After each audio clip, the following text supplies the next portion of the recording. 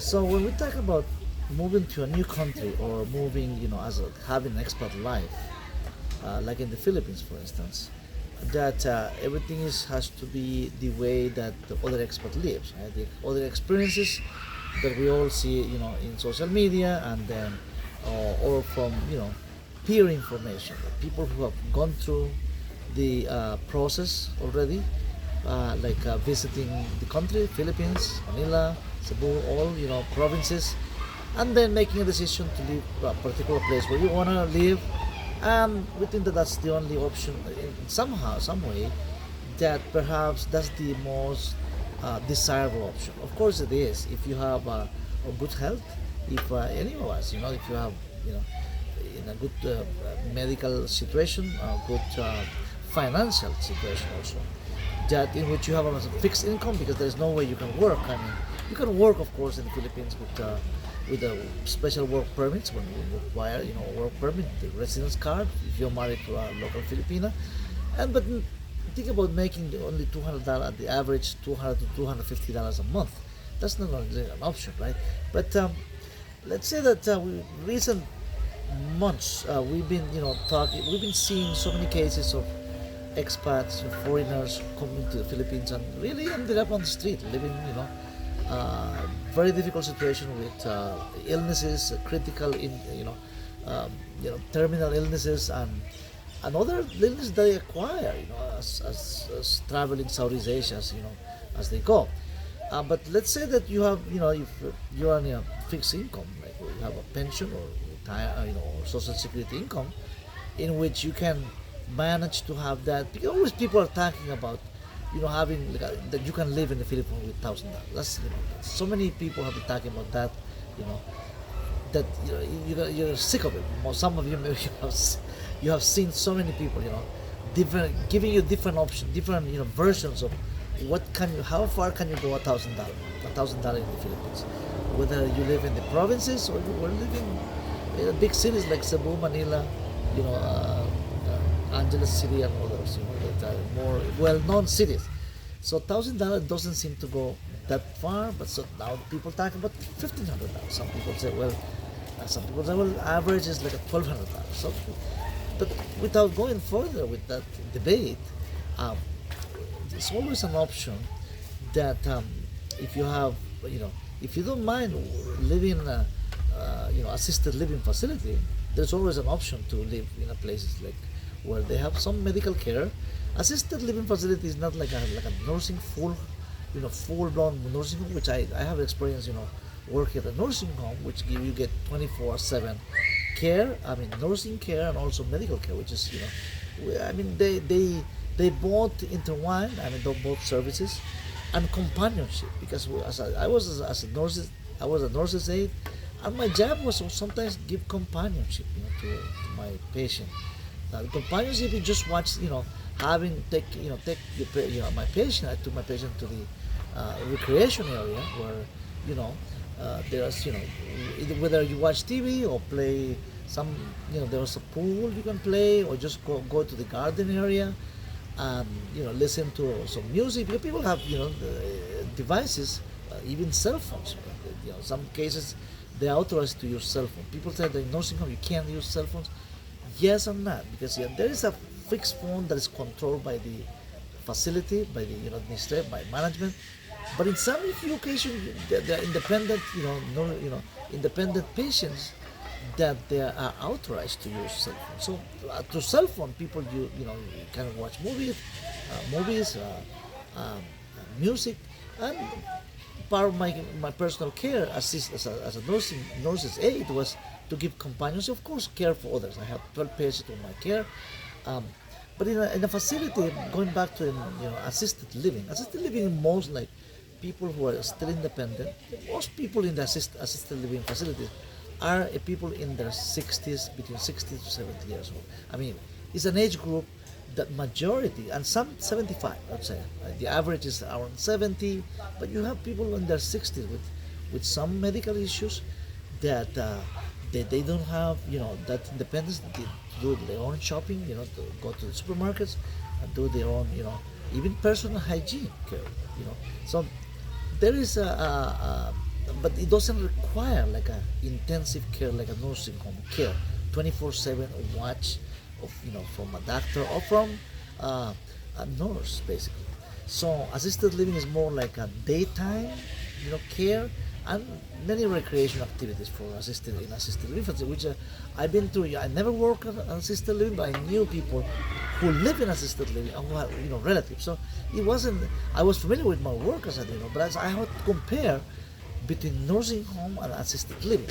So in assisted living facilities, basically, if you live if you pick the Philippines, you can end up paying 5 times less that you pay, that the people pay, because the prices are humongous. I mean, uh, the prices at assisted living in the Philippines, average price, it's around $1,000 a month, which $1,000 a month doesn't seem that much, right, for most retirees, right?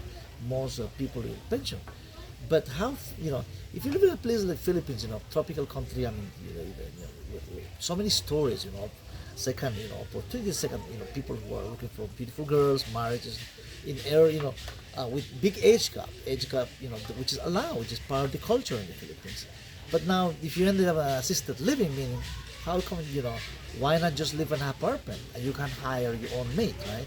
That's a possibility too. You hire, help, extra help, for your laundry, for your shopping. You can hire those, and still, let's say you pay $200 for somebody who's assisting you, a maid, right?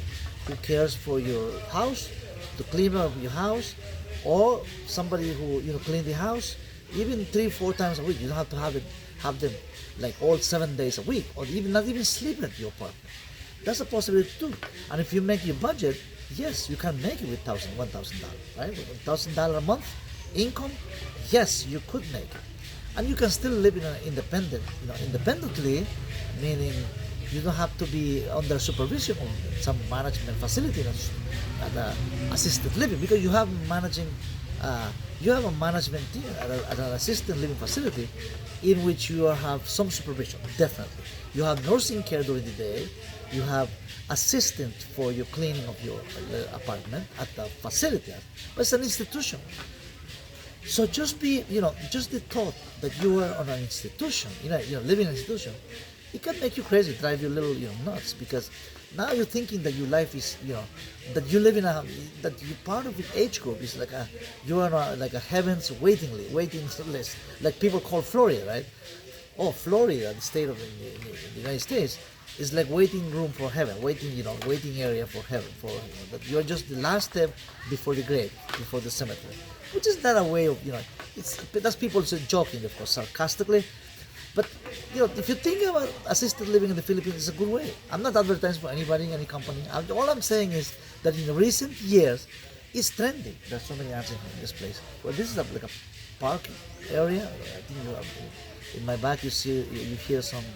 I think there's a preaching or like a Christian, choirs singing, and which is very nice. But continuing with the assisted living in the Philippines, it's trending. It's trending, and it's getting traction a lot. It's getting traction with an average price of $1,000. I'm not saying that one particular is the better or the other one, but usually, $1,000 average for these places. By the way, these places that are starting in the in recent years, they bring in the American way of assisted living, like American system of assisted living, which is that kind of management, that kind of supervision from people who already have experience in the United States working for assisted living facilities in the States, and they're bringing that experience to the Philippines, which is nice. And nurses too. I mean, people in the nursing profession who are bringing those experiences back to the Philippines. But of course, with less money, you can the average price, and you have to say it, is 5 times less. And like I say, I have no interest of advertising for these people. But all I'm trying to get to here is that the level of supervision, the level of care, of high quality care, cleanliness at an assisted living or nursing home too. And there are some nursing homes that are making their way. They're opening. This is a business. It's a business. And like I say, I'm not advertising, but all I'm saying is that there is an option for retirement in the Philippines. There are also different options. And guess what? What if you feel like you've tried 1 year, that's an option too. 1 year in the Philippines at a place like that, and if your health improves, like you can get out of the assisted. You can, you've signed a contract, right? For 6 months, for 1 year, minimum 1 year, and pay what you need to pay. But if you feel like you get to know once you are there in assisted living, right? Your health improves and you feel a little better. You do everything there. I mean, physical therapy. You have a gym. Everything, all the care, all the amenities that you have in at an assisted living in the United States. So it's a good way of testing the waters, as you come as in your retirement spot. So so when you come, you just not come like a place like Dumaguete, right? You are 70 years old or 65, 68, 69, and you have some, and you come, of course, referred by friends typically, and you meet the expat community there.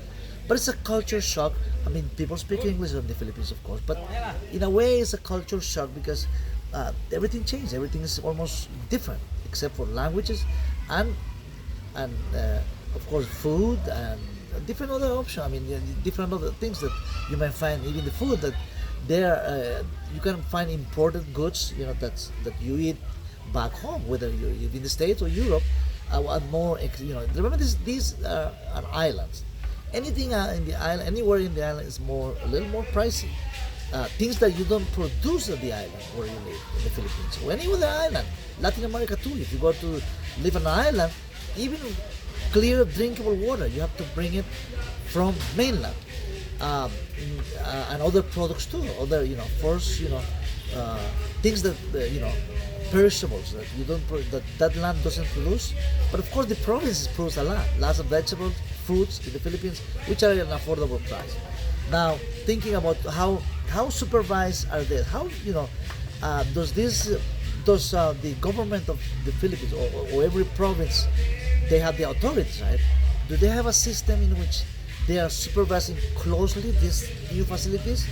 Of course, they are passing new laws. This is a new trend in the Philippines that in which, of course, they are more increased. It's not like this is not an industry of 100 years. It's a recently born industry that is improving as it goes, and I'm sure that there are going to be more strict laws about how they can, supervise closely, more closely, this kind of facility. So that it doesn't go, there always needs to be some level of supervision from government agencies, so things work well. Just like in the states are very much closely, every county, every city in the state, even the state law officials at the state level, officials at the state level, at the county level, at the city level, they're keeping close eyes on assisted living facility and nursing facility, the health department especially, about cleanliness, about how medical equipment is being used at these facilities, how the nurses are they licensed. So there is always good supervision and updated licensing, because in the nursing world, every 2 years you have to renew it. Like for instance, even nurses aid needs a certification from the state, and it does expires after 2 years. It's not like if you are a carpenter or a plumber, right? You get the the plumbing license. You can for so many years. I mean, you can have your plumbing license without renewing it. But for a, not for a certified nurses aid, like a CNA, like I was Japo was doing, every 2 years expires, and you have to pass a new exam, new term. I mean, new stuff. Update your certification all the time, every 2 years. So there's a close supervision. Once they are required to recertify again with the state, means that they want you be in good shape, that you can provide that help, that care that they need, and that you're certified to serve at a assisted care facility or a nursing, or I'm sorry, a nursing. I get sort of. Anyway, guys, I'm sorry but I'll leave you with this video. I'm sorry for can't continue. I want to get some water, but I'll see you in the next video. Bye.